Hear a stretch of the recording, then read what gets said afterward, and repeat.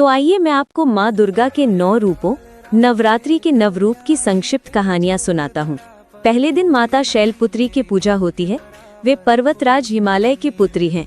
हाथ में त्रिशूल और कमल है और वे बैल यानी नंदी पर सवार होती हैं।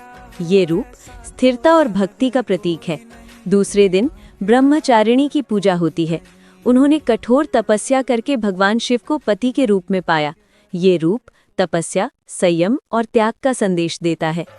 तीसरे दिन चंद्र घंटा की पूजा होती है।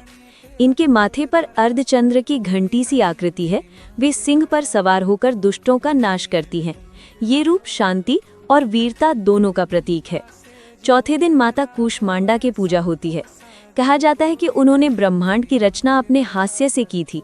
ये रूप सृजन और जीवनदायिनी शक्ति का प्रतीक है। पांचवें दिन स्कंद माता की पूजा होती है। वे भगवान कार्तिकेय यानी स्कंद की माता हैं। गोद में पुत्र को लिए हुए सिंह पर सवार रहती हैं।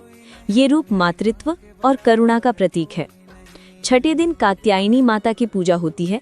वे ऋषि कात्यायन के घर प्रकट हुई थी और महिषासुर का वध किया था। ये रूप वीरता और धर्म की रक्षा का प्रतीक है।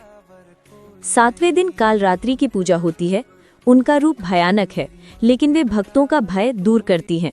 ये रूप निडरता और अज्ञान का नाश करने वाला है। आठवें दिन महागौरी की पूजा होती है। उनका रूप श्वेत यानी सफेद है और वे बैल पर सवार रहती हैं। ये रूप पवित्रता, शांति और सौभाग्य का प्रतीक है। नववें दिन सिद्धिदात्री की पूजा होती है। वे सभी सिद्धियां और वरदान देने वाली हैं। ये रूप पूर्णता और करुणा का प्रतीक है। इन 9 रूपों की पूजा करने से भक्त को शक्ति, ज्ञान, भक्ति और सभी प्रकार की सिद्धियां प्राप्त होती हैं।